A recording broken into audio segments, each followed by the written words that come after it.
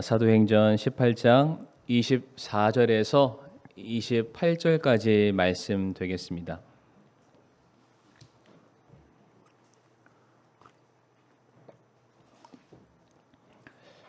사도행전 18장 24절에서 28절 말씀 저희들이 한 절씩 교독하겠습니다. 알렉산드리아에서 태어난 아볼로라 하는 어떤 유대인이 에베소에 이르렀는데 그는 말을 잘하고 성경 기록들에 능통하더라.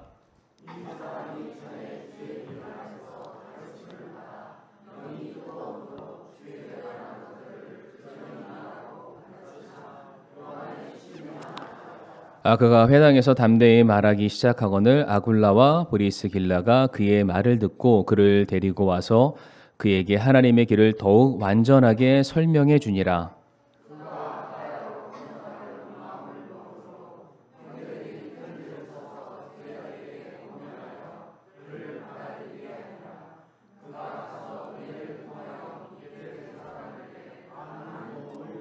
같이 읽겠습니다. 이는 그가 성경 기록들을 가지고 예수님께서 그리스도이심을 보여주며 힘 있게 유대인들을 확신시키되 공개적으로 그리하였기 때문이더라. 아멘. 말씀을 위해서 함께 기도하겠습니다. 고맙고 사랑이 풍성하신 아버지 하나님, 이 시간 우리 사랑하는 성도들과 함께 저희들 하나님의 말씀을 또 나누기를 원합니다.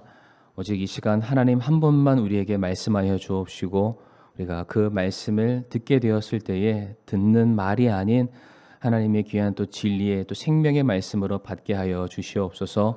참 우리 교회가 하나님께서 보시기에 아름다운 성도가 가득한 아름다운 교회 되게 하여 주시옵소서. 예수님의 이름으로 기도를 드리옵니다. 아멘. 자리에 앉으시겠습니다. 오늘 본문 말씀 통해서 아름다운 사람, 아름다운 교회라는 제목을 함께 말씀을 나누도록 하겠습니다. 지난 시간 말씀을 이제 기억하시게 될 텐데 고린도에서 모든 사역을 마무리한 사도 바울이 브리스길라와 아굴라 부부와 함께 시리아에 있는 안디옥 자기의 모 교회로 돌아가게 됩니다. 가는 도중에 이제 바울이 이 아굴라 부부를 에베소라는 지역에 이제 머물게 하고 거기에서 그들에게 에베소 교회를 세우고 그 성도들을 돌아볼 것을 권면하고 바울은 그대로 시리아에 있는 안디옥 교회로 향하게 되죠. 이제 본문 21절부터 23절까지 말씀을 이제 보게 되면은 이제 사도 바울이 자신 모교회로 돌아가서 거기에서 성도들과의 재회죠. 만남의 기쁨을 나누게 되고요. 지난 2차 전도 여행을 통해서 하나님께서 일하시고 또 구령의 열매를 맺게 된 모든 사실들에 대해서 서로가 은혜 가운데 서로 그것을 나누는 시간들을 갖게 됩니다. 그리고서는 잠깐 숨 고르게 할 시간도 없이 사도 바울은 즉각적으로 3차 전도 여행을 준비를 하게 됩니다. 그냥 웬만하면은 한 1년 쉬고 2년 쉬고 안식어를 갖고 재정비하고 가도 되는데 본문상 말씀 보게 되면은 단 1시간도 여유도 없이 즉각적으로 3차 전도 여행을 가게 되는데 지도를 하나 좀 띄워주시면 감사하겠습니다. 사도 바울의 3차 전도 여행의 여정을 그려주고 있는 그런 지도가 되겠는데요. 화살표, 두꺼운 화살표 왼쪽 방향으로 보게 되면은 이제 시리아에 있는 안디옥이 나오죠. 이제 거기에서 바울이 파송을 받고요. 화살표가 있는 이제 시계 방향으로 커다랗게 사도 바울이 이제 3차 전도 여행을 가게 됩니다. 이제 성도님들이 이제 우리가 지난번 1차도 받고 2차도 봤으니까 이제 기억이 나실지는 모르겠지만은 항상 사도 바울이 전도 여행을 위해서 출발했던 곳은 1차 전도 여행의 경유지와 거의 흡사합니다.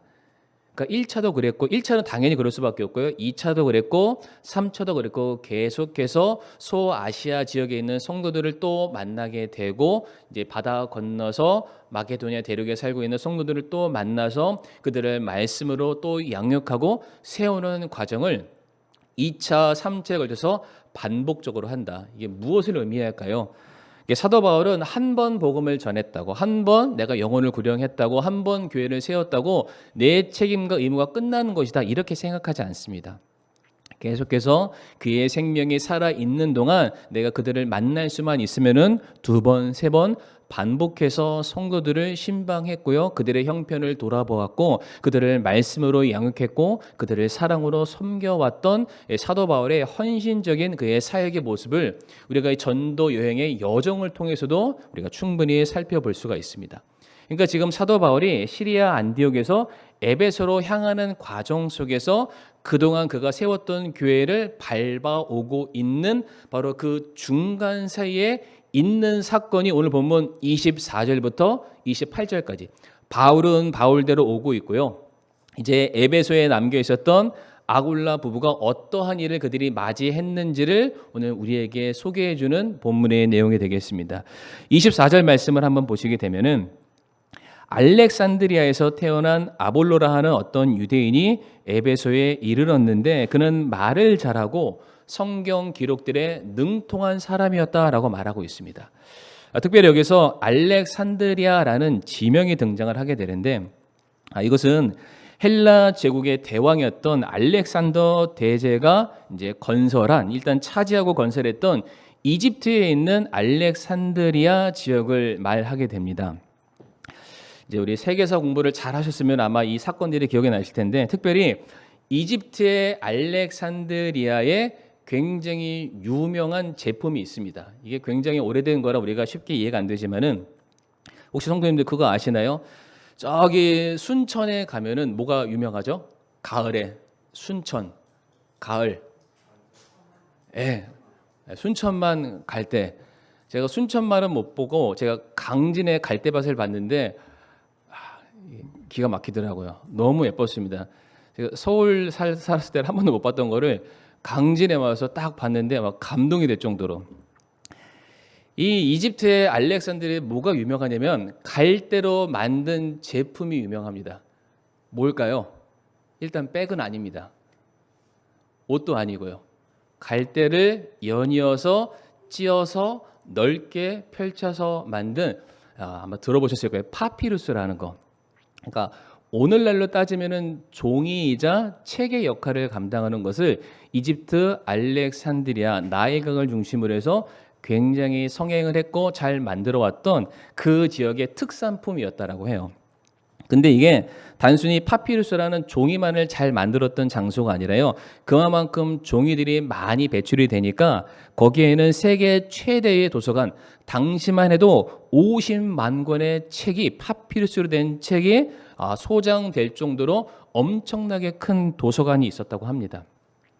그러니까 그런 도서관이 있었다는 것은 뭘 얘기할까요? 똑똑한 사람들이 많았다라는 거예요. 학문을 중심으로 해서 무엇인가 배우고 무엇인가 토론하고 무엇인가 문명이 발전된 곳. 그래서 이 이집트에 있는 알렉산드리아에는 파피루스 말고 또 유명한 게 무엇이냐면은 피라미드라는 게 유명합니다. 뭔지 아시죠? 이게 삼각형으로 된 거. 이게 생각해 보게 되면은 굉장히 오래 전에 지어진 건축물입니다. 지금도 저는 본 적이 없지만 거의 버스 한 대만한 커다란 돌들이 서로 이렇게 맞물려서 이렇게 커다란 산처럼 이루고 있는데 생각해 보면은 그 거대한 건축물이 오차도 없이 그러한 높이의 엄청난 거대한 건물을 쌓을 수 있을까? 이거는 아직도 불가사의에 속한 일인데 어쩌면 이러한 것들이 가능했던 것은 이 이집트에 있는 알렉산드리아가 정말로 말 그대로 문명과 지식의 집약체인 그런 장소가 아니었을까? 우리가 그렇게 유추해 볼 수가 있겠죠. 근데 오늘 본문에서 아볼로라는 이 한 사람을 소개할 때 있어서 굳이 그의 출신 지역, 그의 태생 지역을 설명한 것은 무엇을 말하고자 할까요? 제가 앞에서 설명한 것. 그러니까 아볼로라는 사람이 여간내계 사람이 아니다라는 거예요. 보통 사람이 아니다. 그 사람이 굉장히 머리가 똑똑하고 박식 있고 지적으로 뛰어난 사람이다라는 것을 그의 지역을 통해서 우리에게 지금 설명을 해주고 있습니다. 그런데 성도님들 24절 후반절 말씀 보게 되면 단순히 그가 머리만 똑똑한 사람이 아니라 어떠한 사람이라고 말하고 있냐면은 성경 기록들에 능통한 사람이었다라고 말합니다. 여기서 성경은 신약 성경을 말할까요? 구약 성경을 말할까요?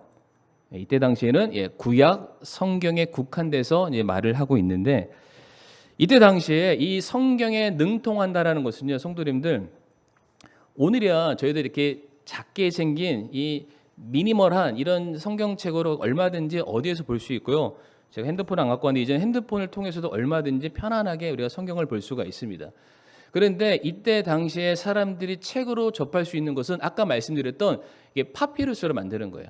그러니까 조그맣게 못 만들고 최대한 넓게 펼친 종이 같은 갈대 위에다가 글을 새기게 되는 것이죠. 그래서 실제로 유대인들이 그들이 가지고 있는 책을 보게 되면은 오늘날 우리가 쓰고 있는 이렇게 제본이 된 그런 성경이 아니라 사진 한번 좀 띄워주시길 바랍니다. 잘 보이실지 모르겠어요. 두루마리로 되어 있습니다. 그때는 제본 기술이 없으니까 일단은 최대한 길게 쭉 펼쳐서 계속 쓰고 또 망치로 들겨서 그 종이를 붙여서 만약에 창세기 한 권을 쓰려 한다라고 하면은 이제 두루마리가 직경 1m 이렇게 되는 거예요. 예를 들어서요. 그래서 지금도 보게 되면 성경을 볼 때 어떻게 보나요? 이게 화장지 두루마리처럼 해당 부분을 막 돌려야 되는 거예요. 아마 이때 성경 찾기 대회 하면은 정말 재밌었을 것 같아요. 지금 몇 장 몇 절 여기 다 인덱스가 제가 쫙쫙 쳤는데 저 때는 계속 손으로 이렇게 돌려야 되고 저는 이거는 못 보고요. 뭘 봤냐면 진짜 두루마리처럼 한쪽에서 잡고 사람이 막 달려가요. 저쪽으로요. 그럼 저쪽에서 그걸 받고 거기서 이제 감아줍니다. 그러면은 이제 그 중간 지역을 찾는데 지금 보고 있는 게 성경책인 거예요. 구약의 율법입니다. 예전에 그대로. 근데 이거는 좀 작은 편에 속하고요. 더 큰 거는 거의 드럼통만한 사이즈도 있습니다. 그러니까 이제 이게 하나가 구약 성경 전체를 다 담고 있지 못해요. 일부분만 들어 있는 거죠. 그런데 아볼로는 구약 성경 전반적으로 능통한 사람이었대요. 뭘 얘기할까요? 당시에 이런 책들을 내가 보관하거나 소유하거나 접할 수 있다는 말은 내가 굉장히 부잣집 사람이거나 굉장히 권력이 높거나 아니면 내가 너무나도 뛰어난 지식이 있기 때문에 누군가를 가르치는 사람이라는 걸 의미할 수가 있습니다. 그러니까 당시에 아볼로가 알렉산드리아에서 태어났는데 성경에 능통한 사람이었다. 우리가 이러한 정보를 알 수가 있습니다. 그런데 단순히 이 사람이 지적으로 뛰어난 사람이 아니라 오늘 본문 25절 말씀 보게 되면 이 사람이 전에 주의 길 안에서 가르침을 받아 영이 뜨거움으로 머리가 차가운 사람이 아니라 마음이 따뜻한 사람, 영적으로 굉장히 열정적인 사람이라고 말을 하죠. 주에 관한 것들을 부지런히 말하고 가르치는 사람이었다라고 말하고 있습니다. 구약 성경 자체 율법에만 능통한 사람이 아니라 일찍부터 예수님에 대해서 관심을 가졌던 사람이고요. 예수님에 대해서 배웠던 사람이고요. 그 배운 것을 그의 삶 속에서 자기의 정보로만 입력한 사람이 아니라 배운 것을 알지 못하는 사람들에게 가르치기 위해서 열성을 가진 사람이었다라고 말하고 있습니다. 그러니까 굉장히 뛰어난, 그러니까 지적으로도 뛰어나고 믿음적으로도 거의 모든 것들이 그 상위 클래스에 해당되는 그런 사람이라고 볼 수 있는데 25절 하반절에 이 사람을 향해서 한 가지 전제를 걸고 있습니다. 뭐라고 되어 있냐면 그가 다 알아요. 구약에 대해서도 알고 예수님에서 다 알고 있는데 근데 그가 아는 게 어디만 아냐면은 요한의 침례만 알더라라고 말하고 있습니다. 원래 이 침례 요한의 그 회개의 침례에 대한 내용만 우리가 설명하기 위해서도 꽤 많은 시간이 걸리는데 간단하게 설명드리면 침례 요한은 예수님의 오심에 대해서 예비했던 위대한 선지자입니다. 그런데 침례 요한의 사역은 예수님을 가리키는 사역이긴 했지만 예수님께로 돌아오라는 회개의 침례만을 강조하는 사람이었어요. 침례 요한은 그의 인생 가운데 예수님께서 십자가의 고난과 죽으심과 부활하심으로 말미암아서 하나님께서 우리에게 선포하신 복음이 어떻게 완성됐는지는 확인을 못한 사람입니다. 그러니까 많은 사람들에게 회개하라 너희들이 주님의 심판 앞에서 회개된다 이것만을 강조했던 사람이죠. 다시 말해 침례 요한이 전했던 복음은 예수 그리스도를 가리키기는 하지만 그 예수님이 우리를 위해서 대신해서 죽으시고 죄와 사망의 권세에서 다시 부활하시는 그 복음의 능력 모든 것들을 다 담아내지는 못했어요. 그러니까 쉽게 얘기해서 복음은 복음인데 이 반쪽짜리 복음. 그러니까 잘못된 건 아닙니다. 아직 그 후편을 못 본 거예요. 7만 보고 밑에 있는 학원을 못 본 상황입니다. 근데 이 아볼로라는 사람이 이 아굴라 부부가 지금 머물러 있는 에베소에 찾아와서 얼마나 많은 사람들이 열정이 있어요. 그냥 가는 곳곳마다 거기에 브리스길라 아골라 부부가 있는지도 모르고 내가 가는 곳은 내가 말씀을 선포하리라 사명감을 가지고 막 복음을 선포하기 시작을 하는 거예요. 26절 말씀 보게 되면 그가 회당에서 아볼로를 말하죠. 담대히 말하기 시작하거늘 아골라와 브리스길라가 그의 말을 듣고, 아볼로라는 사람이 열정적으로 하나님의 말씀에 대해서 예수님의 가르침에 대해서 선포한다는 소식을 듣고서 기쁜 마음에 아골라 부부가 그 회당에 있는 자리로 찾아가게 되고 그가 전하는 말씀이죠. 그 가르침을 딱 듣기 시작을 합니다. 근데 그들이 딱 듣고 나서 뭐라고 되어 있나요? 그를 데려와 그에게 하나님의 길을 더욱 완전하게 설명해 주니라. 그러니까 지금 완전하게 설명해 줬다는 그 말은 지금 아볼로의 말에 무엇인가 부족한 게 있다라는 거예요. 아직 그가 전하는 복음이 100점짜리 복음이 아니라 무엇인가 한 가지, 두 가지 빠져있는 빈약한 복음이라는 것을 알게 되었던 것이죠. 생각해 보세요. 이 브리스길라와 아골라 부부는 사도 바울을 통해서 1년 6개월 동안 말씀을 통해서 충분하게 트레이닝이 되어 있는 사람이고, 당시에 사도 바울이 이 부부에게 에베소 교회를 맡겨줬습니다. 그러니까 얼마나 많은 사명감이 있을까요? 그러니까 나는 사도는 아니지만은 사도가 자기의 목숨처럼 그들에게 모든 권위를 부여해서 에베소 교회라는 한 교회를 떡하니 맡긴 거예요. 이 마음속에 그래 우리가 목숨 걸고 이 교회를 지키자. 근데 이 교회 안에 무엇인가 전혀 생면부지에 모르는 사람이 찾아와서는 복음은 복음인데 반쪽짜리 복음을 열심을 다해서 침을 튀기면서 막 선포하고 있는 거예요. 들으면서 얼마나 안타까웠을까요? 때로는 그런 말씀을 들었을 때 막 분노가 일어났을지도 몰라요. 아니 사람들에게 복음을 전하는데 아니 다 전해놓고는 마치 화장실 보고 난 다음에 뭐 안 닦은 것처럼 뭔가 찝찝한 복음을 전하는 이게 뭐냐? 왜 교회를 해롭히냐? 왜 교회를 방해하냐? 이런 마음이 들 수도 있잖아요. 그런데 이 아골라 부부가 그렇게 하지 않습니다.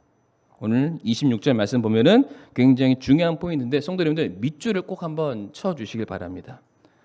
아골라와 브리스길라가 그 말을 듣고 그를 데려와. 그를 데려와라는 말씀에 우리 성도님들 밑줄을 꼭 쳐주시길 바라는데, 이 아굴라 부부가 아볼로를 데려오는데 어디로 데려오냐면 바로 자기 집으로 데려옵니다. 자기 집으로. 이게 오늘 설교의 가장 중요한 포인트가 되는 부분인데, 자기 집으로 데려와서 바로 거기에서 예수 그리스도의 십자가의 완전한 복음에 대해서 그들이 가르쳐 주게 된다는 사실이죠. 성도님, 여기서 우리가 주목할 것은 무엇이냐면은 아굴라 부부가 아볼로를 바라보면서 그의 연약함과 그의 실수와 그의 영적인 무지함을 바라봤을 때 손가락질하고 책망하고 꾸짖고 나무람부터 시작하지 않았다라는 거예요.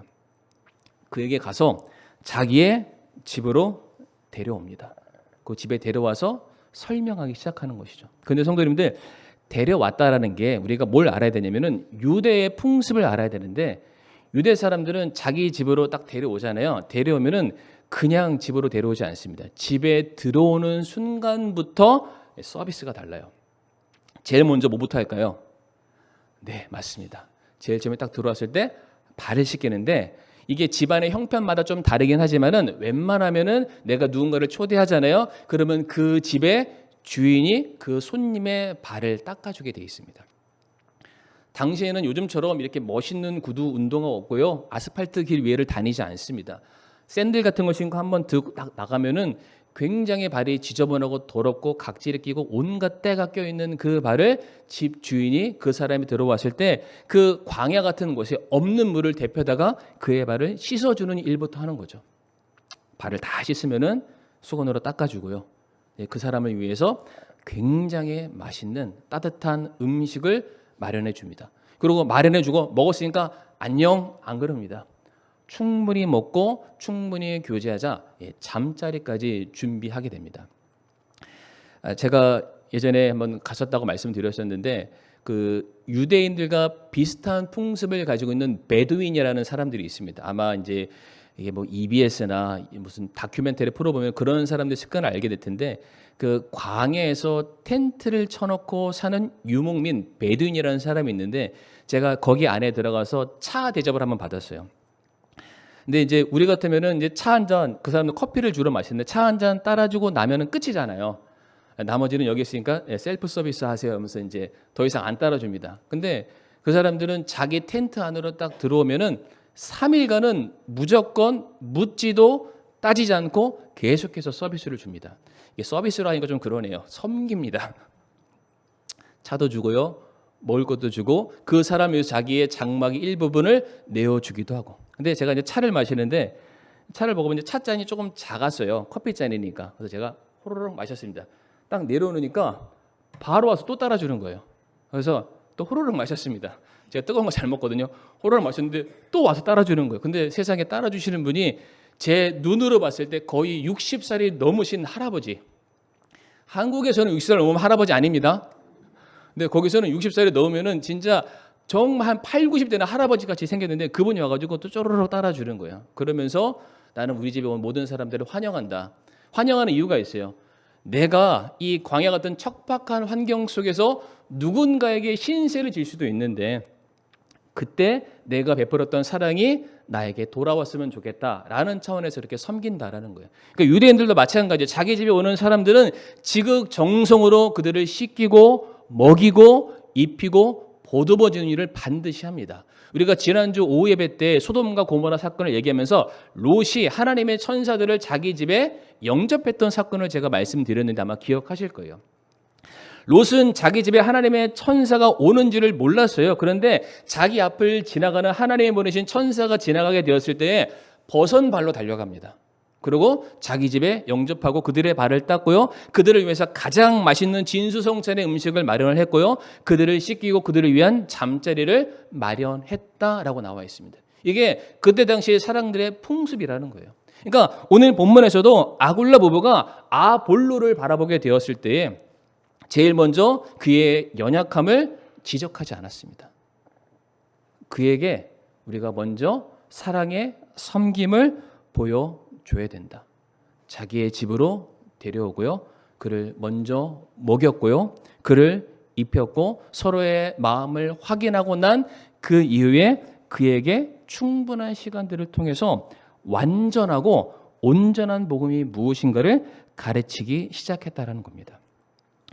사랑하는 성도님들, 이게 어떻게 가능할까요? 생면부지에 전혀 알지 못하는 사람에게 그 사람의 실수와 그 사람의 단점과 연약한 점들을 보게 된다면 그냥 한마디 하는 게 제일 쉬워요. 너 잘못됐어. 그렇게 하는 거 아니야. 다음부터는 그렇게 하지 마. 우리 방식이 아니야. 우리 스타일이 아니라 우리 관습이 아니야. 이렇게 한마디 하는 게 더 편할 수도 있습니다.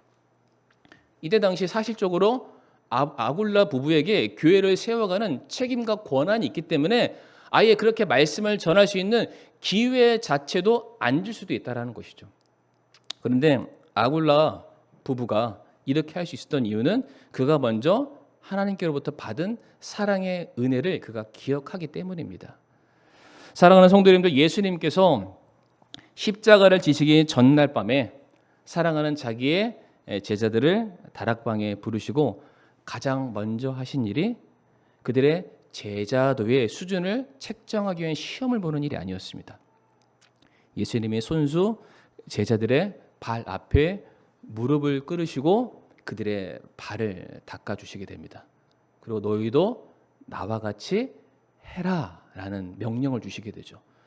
또 예수님께서 십자가 사건 그 이후에 수많은 제자들이 사분오열 다 각기 자기의 집으로 자기 고향으로 돌아가게 되잖아요. 그런데 예수님은 그 모든 제자들을 다시 불러 모아서 했던 일이 무엇이냐면은 갈릴리 바다에서 제자들에게 따뜻한 밥 한 끼를 그들에게 제공해 주시는 거였습니다. 그리고 그 자리에서 그들이 처음 주님을 만났었던 그 첫 번째 소명과 사랑의 자리를 다시금 회복해 주셨어요. 성도님들, 제가 앞에서 아볼로라는 사람에 대해서 설명을 드렸어요. 아볼로는 굉장히 뛰어난 사람이고요. 굉장히 돈이 많은 사람일 수 있고요. 대단한 권력가이고 사회적으로 굉장히 상위 클래스의 사람이라고 할 수 있습니다. 근데 그 사람이 지금 누구네 집에 갔을까요? 아굴라 부부 집에 갔잖아요. 아굴라 부부의 직업이 뭔지 아시죠? 천막을 만드는 사람입니다. 미천한 직업이에요. 자기 재산이라든지 자기의 직업도 누가 가라면 가야 되는 막 떠돌이 같은 인생을 사는 사람들일 수 있습니다. 근데 지금 굉장히 높은 사람이 굉장히 낮은 사람에게 가르침을 받고 있어요. 가능할까요? 아볼로의 경우에는 알렉산드리아에서 배워왔던 엄청나게 많은 지식들이 있기 때문에 열정이 넘쳐서 내가 아는 것을 가르쳐주고 싶어서 사방팔방을 다니는 사람이었잖아요. 근데 그 사람이 아굴라 집에 갔더니 어떠한 사람으로 변했냐면은 배우는 자리로 데려가게 됩니다. 이것이 가능할 수 있었던 이유는 하나밖에 없죠. 무엇일까요? 바로 사랑의 섬김이 있었기 때문입니다. 그 사랑의 감동을 받은 거예요. 그 섬김에 스스로가 낮아질 수밖에 없었다라는 것이죠. 우리가 다 같이 고린도전서 13장 1절부터 3절 말씀 보겠습니다. 고린도전서 13장 1절부터 3절, 그 유명한 사랑장이잖아요. 다 읽지는 않겠습니다만은 반복해서 나오는 단어가 있죠. 뭘까요? 사랑이 없으면 아무것도 아니다. 사랑이 없으면은 아무런 유익을 줄 수 없다. 네가 아무리 탁월한 언변을 가졌다 할지라도 그 안에 사랑이 담겨져 있지 않으면은 그 말은 듣기 싫은 소리가 될 것이고, 너가 아무리 성경에 대해서 남다른 지식을 가지고 있다 할지라도 만약에 그 안에 사랑이 없다면 그것은 남들을 찌르는 공격하는 무기가 될 것이고, 네가 아무리 누군가에게 구제하고 섬기고 헌신한다 할지라도 그 안에 사랑이 담겨져 있지 않으면은 그 누구의 인생도 변화시킬 수 없다. 성도님, 반대로 한번 해볼까요? 만약에 사랑이 있잖아요. 말이 좀 부족해도 괜찮습니다. 만약에 우리 안에 진정한 사랑이 있잖아요. 내가 섬기는 내용들이 그렇게 풍성하지 않아도 괜찮습니다. 성도님들 아시잖아요. 이 사람이 정말로 형편어려운 사람이 나를 위해서 기도하고 준비했던 조그마한 선물 하나도 우리가 받으면서 감동을 받기 마련입니다. 그 사랑을 느끼게 되었을 때. 그러나 그것이 아무리 1억 천금을 줄 수 있는 엄청나게 큰 돈이라 할지라도 그 안에 사랑이 없다면 우리는 그것을 가치 있게 여기지 않게 된다는 것이죠. 그래서 예수님께서도 그런 말씀하셨어요. 제자들에게 뭐라고 말씀하셨냐면 요한복음 13장 34절에 화면에 안 나옵니다. 내가 너희에게 새 계명을 주노니 내가 너희에게 한 것 같이 너희도 서로 사랑하라. 기존에 있는 계명으로는 안 된다라는 거예요. 기존에 너희들에게 율법을 줘봤는데 그거대로 너희가 살아봤는데 결국에 너희는 죄인으로 드러났을 뿐이다라고 가르치고 계십니다. 그러니까 그런 거 말고, 지식적인 풍성함 말고, 어떤 지식으로 말미암아 너희가 가지고 있는 그런 전통과 계급의 우위에 가지고 있는 그러한 영적인 교만함 말고 그 모든 것을 아우를 수 있는 사랑. 내가 너희를 섬겼던 것처럼, 내가 너희를 위해서 기꺼이 낮아졌던 것처럼 너희도 서로 사랑하라 라고 새 명령을 주시게 됩니다. 옛것으로는 안 된다라는 거죠. 그런데 실제로 예수님께서 이런 말씀만 하셨느냐? 그렇지 않습니다. 몸소 사랑을 실천하신 분이 우리의 주님이시죠. 다 같이 로마서 5장 8절 말씀 같이 한번 읽어보겠습니다. 로마서 5장 8절 말씀 시작.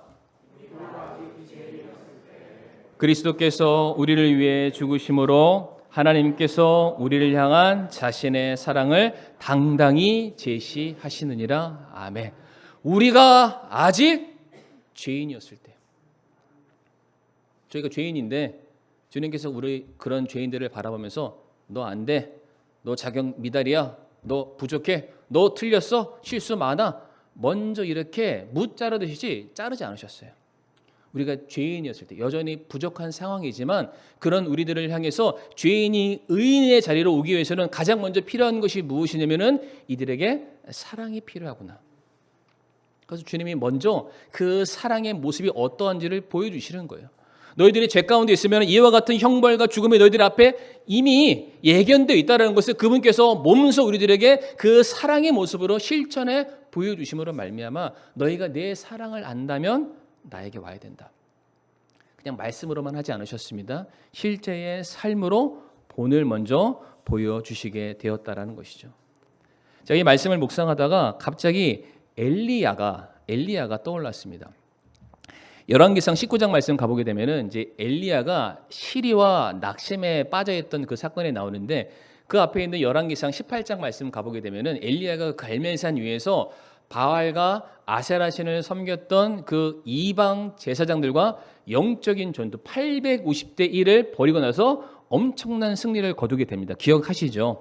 그런데 이기고 나서 승승장구할 줄 알았는데 그 이세벨이라는 여왕이 이를 바득바득 갈면서 내가 너 엘리야 너만큼은 반드시 죽일 거야 라는 이야기를 듣자마자 엘리야가 낙심을 하게 됩니다. 열왕기상 19장 4절부터 9절까지 말씀 앞에 한번 띄워주시길 바랍니까? 여기 보게 되면 스스로 죽기를 구하여 아니 엄청난 승리를 거두었음에도 불구하고 단 한마디에 내가 죽을 수도 있구나 내 인생 여기서 끝이구나 라는 그 절박한 상황 가운데 엘리야라는 믿음의 사람이 선택한 것이 무엇이었냐면 그냥 죽기를 원했다라는 거예요. 광야에 우두커니 하나 서 있는 로뎀나무 그 조그마한 그늘 밑에 들어가서 그냥 시간이 지나면은 내 스스로 내 생명이 끝나기를 소원했던 사람이 엘리야였습니다. 그가 말하죠. 나는 내 조상들보다 낫지 않습니다. 하나님, 저 그리 대단한 사람 아닌데 왜 저에게 자꾸만 이 나라를 지키라고 말씀하시고 내가 감당할 수 없는 그런 사역들을 자꾸 주세요. 하나님 그러지 마세요. 저도 부담스러워요 라고 지금 말하고 있어요. 근데 바로 이와 같은 상황 속에서 하나님이 엘리야에게 뭐부터 하시나요? 야, 내가 너를 어떻게 보냈는데 너 똑바로 안 해? 이게 제가 저희 아이들한테 제일 잘하는 말이거든요. 정신 차려라. 최선을 다해야 된다. 이렇게 살아서는 너희들 사회에서 뒤처진다. 제가 이런 얘기 잘하긴 하는데 하나님께서 엘리야를 바라보시면서 그렇게 먼저 다그치지 않으세요. 그들에게 먼저 따끔한 말씀하지 않으시고 5절 말씀 뭐부터 먼저 하셨죠? 어루어 만져주셨습니다. 그러니까 동감한다라는 거예요. 너의 상태, 너의 마음을 내가 헤아리길 원한다라고 말씀하세요. 그리고 그 다음 말씀 보여주시겠습니까? 6절부터 9절까지 말씀 보게 되면 어루어 만지시고 내가 만졌으니까 똑바로 이렇게 하지 않으시고요. 어루어 만진 다음에 이 엘리야의 상태를 정확하게 진단을 하시고 그 다음에 하셨던 게 그를 먹이시고요. 그를 마시게 하셨고 다시 쉴 수 있도록 그를 배려해 주시게 됩니다. 그리고 그 다음 또 뭐 하시죠? 또다시 엘리야에게 찾아가서요. 그를 어루어 만져주시고요. 또다시 그를 먹이시고 마시게 하시고 새 힘이 일어날 수 있도록 주님께서 도와주세요. 그리고 난 다음에 9절 말씀 보실까요? 하나 더 넘기시면은요. 그가 거기로 가서 굴에 이르러 이제 엘리야가 낙심했던 엘리야가 하나님께서 어루어 만져주시고 먹이시고 입히셨을 때 새 힘이 나서 부르심이 있는 그 자리에 하나님의 산 호렙까지 달려가게 되었을 때에 거기서 보라 주의 말씀이 그에게 임하였다라고 되어 있습니다. 하나님께서도 낙심 가운데 빠져있는 성도들을 다시금 새롭게 일으켰을 때에는 말씀이 먼저가 아니었습니다. 그의 형편을 돌아보는 게 먼저였어요. 그의 필요를 채워주시는 게 먼저였어요. 그가 여전히 사랑받고 있는 자임을 다시 한번 확인시켜 주는 것이 하나님의 회복의 방법이었다라는 사실이죠. 사랑하는 성도님들, 우리가 힘들고 어렵고 낙심 가운데 있는 성도들에게 그들을 바라보면서 너 기도하지 않아서 그래. 너 예배 빠져서 그래. 말씀 보지 않아서 그래. 말씀을 기억하지 않아서 그래. 라고 우리는 지금까지 그렇게 말해오면서 살아왔습니다. 그러나 그것보다 우리가 먼저 해야 될 게 뭘까요? 오늘 말씀을 통해서 알 수 있는 것은 먼저 그들의 아픔을 돌아볼 줄 아는 것이죠. 그들을 먼저 사랑으로 우리가 품어주고 이렇게 보듬어 줄 수 있는. 그래서 오늘 본문에서 아골라 부부가 아볼로를 바라봤을 때 먼저 뭐라고 하지 않고요. 그를 자기의 집으로 데려와서 섬깁니다. 그 섬김의 사랑에 그의 마음을 감동케 했고요. 바로 그 자리에서 아볼로가 아골라 부부보다 훨씬 더 뛰어난 사람이었지만은 그들의 사랑에 탄복해서 그들이 가르치는 복음의 완전한 메시지를 받아들이게 되고요. 이어지는 27절과 28절의 말씀 보게 되면 이제 아볼로가 아골라 부부에게 받은 사랑을 가지고 그 사랑을 전하는 은혜의 통로, 복음의 통로로 그들이 쓰임을 받게 됩니다. 한 사람의 인생이 변화되는 데 있어서 하나님의 말씀도 굉장히 중요하지만 무엇보다 사랑이 기반돼야 된다. 사랑이 그 밑에 충분히 깔려 있어야만 이 모든 것들이 가능함을 오늘 말씀을 통해서 우리에게 지금 가르쳐주고 있습니다. 이제 좀 적용적인 부분들을 우리 성도님들에게 말씀드리면서 말씀을 마무리할까 하는데, 지난주 오후 예배 때 제가 뭐 말씀드렸던 거 기억나시죠? 지난주 주일 오전 예배 때 새로운 어르신이 한 분 오셨고, 이제 그분이 이제 점심 식사도 맛있게 드시고 이제 돌아가셨습니다. 여쭤봤더니 또 시간 되면 오겠다. 그래서 제가 오후 예배 때 그분의 성함을 소개를 해드렸으니 기억하고 계십니까? 우리 성도님들이 이제 잘 기억을 못 하고 계시더라고요. 그래서 이제 이런 부분이 우리 교회 좀 약한 부분이구나, 제가 그런 걸 좀 새삼스럽게 알게 됐었는데, 그건 조금 차치하고요. 2023년도를 저희가 돌아보면서 이제 11월이니까 이제 채 한 달 반밖에 남지 않았는데요. 올해 돌아보면서 참 감사한 많은 제목들이 있는데, 제 개인적으로 감사했던 제목 중에 하나는 올 한 해 저희 교회에 새로운 성도님들이 조금씩 있다. 제가 한번 헤아려 봤습니다. 헤아려 봤는데 올해 2023년도 한 해에만 지금 8분의 성도님들이 지금 교회에 정착하시고 예배를 드리고 계십니다. 감사하죠. 물론 한 가지 좀 전제는 있는데, 저희가 열심을 다해서 밖에 나가서 발품을 팔고 전도지를 나눠주면서 전혀 복음에는 문외했던 그 사람들을 구령해서 데려왔던 분들은 아니에요. 여기는 이제 저희가 더 열심히 해야 되는 부분이 있지만은 이제 이게 교회 용어로 수평 이동이라고 하죠. 여러 가지 삶의 문제라든지 뭐 어떤 이사 문제 여러 가지 이유로 이제 이 광주 인근으로 오시게 된 분들이 8분이 오시게 됐어요. 그래도 한편으로 감사한 것은 그런 분들의 교회를 선택하시는 과정 속에서 본인들이 스스로 중요하게 여기시는 게 있었을 것 같아요. 그냥 다만 거기 무슨 교회 있으니 무조건 가자, 그냥 그 한 교회에 내가 올인하자, 이렇게는 하지 않으셨을 것 같고, 몇 교회를 보시고 한번 다녀보시면서 이렇게 하면 안 되지만은 이제 계산도 해보고 따져도 보고 나와도 만나도 보고 아마 계산하는 끝에 그래도 제일 괜찮다라고 생각해서 아마 정착을 하신 게 아닌가라는 제 나름대로의 긍정적인 생각을 가지고 있습니다. 근데 분명한 것은 그분들이 교회를 선택했을 때에는 그러한 조건들이 있었을지는 모르겠어요. 그런데 그러한 분들이 교회를 정착하지 못하고 떠나는 이유를 보게 되면은 어디에 있냐? 왜냐하면 이미 정착하는 과정 속에서 그 교회가 어떠한 말씀을 전하는지, 어떠한 교리를 가지고 있는지, 어떠한 색깔을 가지고 있는지 알고 오신 분들이세요. 근데 그분들이 아직까지 확인하지 못한 게 뭘까요? 교회에 와서 과연 이 교회가 사랑이 넘치는 교회인가? 내가 사랑을 받을 수 있는 교회인가? 그리고 내가 그 사랑을 받아서 또 나눠줄 수 있는 교회인가? 아마 이것을 보고 이런 부분들에 대해서 이것이 채워지지 않게 되면은 아마 그분들이 다시금 떠나는 일들이 아마 생기게 되겠죠. 그러나 아직까지 감사한 것은 그분들이 지금 저희 교회에 잘 정착해 주고 계시고 여러 가지 다양한 모습으로 헌신하시고 참여하시고 교제하고 계심에 대해서 너무나도 감사의 말씀을 좀 드리고 싶습니다. 그것은 분명한 것은 누군가 어떠한 성도님들이 아굴라 부부처럼 이 분들에게 찾아가서 사랑의 섬김이 있었기 때문에 저는 이것이 가능한 일이다라고 말씀을 드리고 싶습니다. 그분들이 단순히 목사 설교 좋기 때문에 교회 오는 건 절대로 아닙니다. 성도님 잘 아실 거예요. 요즘에는요, 너무나도 유명한 목사님들의 설교를 내가 있는 방 구석에서 얼마든지 볼 수가 있어요. 유명한 교회에 헌금도 내지 않고 그냥 이 유튜브로서 인터넷 성도가 돼서 얼마든지 그 모든 정보들을 접할 수 있는 시대를 살고 있습니다. 그러니까 단순히 성경적인 지식이 갈급하기 때문에 교회를 선택한다? 그런 시대는 뛰어넘었습니다. 왜냐?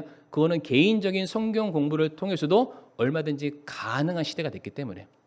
근데 중요한 건 그분들이 교회라는 곳을 오게 되었을 때에 사랑을 받지 못한다면, 사랑을 느끼지 못한다면은, 사랑을 줄 수 없는 교회라면은 더 이상 그 누구도 이곳에 자리매김하지 못한다라는 것이죠. 이미 기존에 계신 성도님들은 너무나도 서로를 사랑해요. 눈빛만 봐도 압니다. 어떠한 상태인지, 어떠한 마음인지, 무엇이 필요한지 잘 알지만 새로 오신 분들의 경우에는 아직 그런 것들을 스스로도 캐치하지 못하고요. 아직 그런 사랑을 받아보지 못한 그런 분들도 아마 계시지 않나. 그래서 우리 성도님들에게 제가 강력하게 권면드리고 싶은 것은 무엇이냐면, 우리가 옆에 있는 성도를 사랑했으면 좋겠습니다. 사랑하셔야죠? 아멘이시죠? 근데 중요한 건 말만 하면 안 돼요. 말만 하면 안 됩니다. 아굴라 부부가 뭐 했다고요? 섬겼습니다. 그렇다고 우리 집에 오자마자 무릎 꿇고 발 닦아주라는 얘기는 절대로 아닙니다. 섬겨주세요. 따뜻한 식사, 따뜻한 차 한 잔을 통해서 서로가 좀 교제 나눌 수 있는 그러한 사랑에 서로 오고 가는 그러한 교회가 우리 반석교회가 되기를 간절히 바랍니다. 진짜로 그런 교회 됐으면 좋겠어요. 저는 뭐 아름다운 교회가 어떤 교회냐, 좋은 교회가 어떤 교회냐, 뭐 시설이 좋아야 된다, 성도 수가 많아야 된다, 그런 거 성도들 다 필요 없습니다. 아무리 교회가 커도, 아무리 시설이 좋아도, 아무리 프로그램이 많아도 그 안에 뭐가 없으면은요, 사랑이 없으면은 다 백해 무익하다라는 거예요. 그 교회에 모든 성도님들의 손과 발이 주님의 손과 발이 되어서 서로가 서로를 섬기고 마치 초대교회처럼 자신들의 필요를 기꺼이 나눠줄 수 있는 사랑을 실천하는 그 공동체의 모습이 우리 안에 존재하기만 한다면 우리 교회는 그냥 자가적으로 성장하고 부흥할 수밖에 없다. 왜? 사랑이 사랑을 낳고 은혜가 은혜를 끼칠 수밖에 없기 때문입니다. 제가 한 가지만 더 말씀드리고 오늘 말씀을 마치길 원하는데, 저희 반석교회가 역사가 무려 올해 45주년이 됐습니다. 대단하죠? 아무도 감동을 안 하십니다. 뭐 그 정도 역사는 아무것도 아니다. 100년, 200년 끝까지 지켜주시길 바랍니다. 45년을 지나오면서 우리가 어떤 큰 대형교회처럼 수적으로 양적으로 막 이렇게 성장하는 그런 교회는 되지는 못했습니다. 그러나 분명한 사실은 우리가 어느 교회 못지않게 영적으로 건강하고요, 세상과 타협하지 않고 순수한 신앙의 정신, 침례 교도의 발자취를 따라가기 위해서 부단히 애를 쓰는 교회는 맞습니다. 저는 그 자부심과 그 확신이 있고요. 오늘날 이 침례교회라는 이 이름 자체가 이 세상의 하나의 어떤 분기점, 구별점이 되고 있다는 사실을 우리 성도님들 잊지 마시길 바랍니다. 그래서 이 45년이라는 역사 가운데 아직도 살아있는 산 증인분들이 계세요. 어떤 분들은 저희 원로 목사님의 첫 열매로서 여전히 예배 자리를 지키신 분들이 계시고요. 20년, 30년, 40년 계속해서 이 자리에, 이 예배당의 자리를 채워주고 계시고 지금까지의 교회가 존속할 수 있도록 정말 물질적으로 모든 청춘을 다 바쳐서 섬겨주신 성도님들이 한 분 한 분 여기 다 계세요.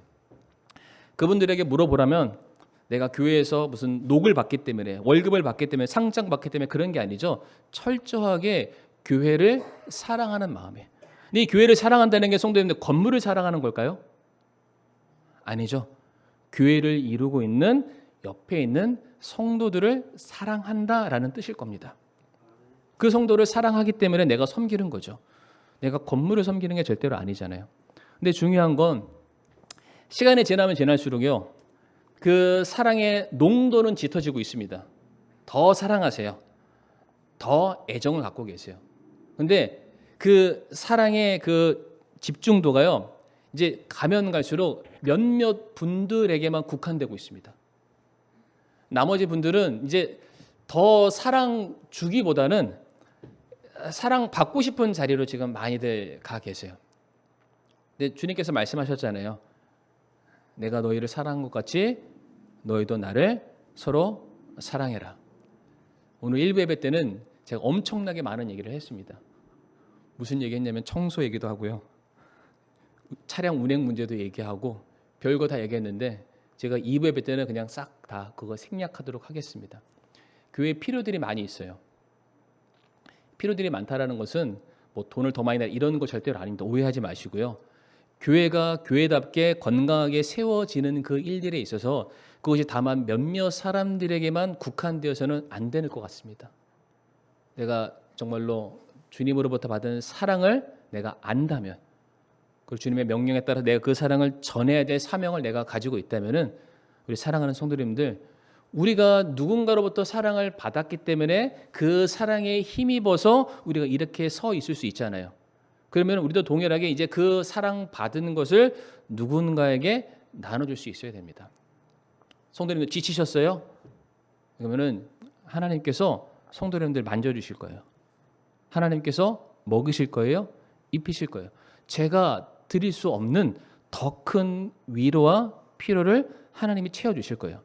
다른 사람들한테 기대하지 마시고 내가 지쳐있을 때 하나님께서 만져주실 거니까, 위로해 주실 것이니까, 내 마음 공감해 주실 것이니까 우리가 그 받은 사랑을 우리 옆에 있는 우리 성도들에게 나누어 줄 수 있는 정말로 사랑이 넘치는 그런 우리 교회가 됐으면 좋겠습니다. 네가 뭐 큰 소리로 얘기해야 크게 아멘 나오나요? 그리고 특별히 우리 청년들에게 꼭 말씀을 드리고 싶습니다. 뭐냐면 이제 여러분들이 이 자리에서 오늘날 이와 같은 모습으로 신앙생활 할 수 있는 거는 철저하게 우리 선배된 우리 성도님들의 헌신이 있었기 때문에 가능합니다.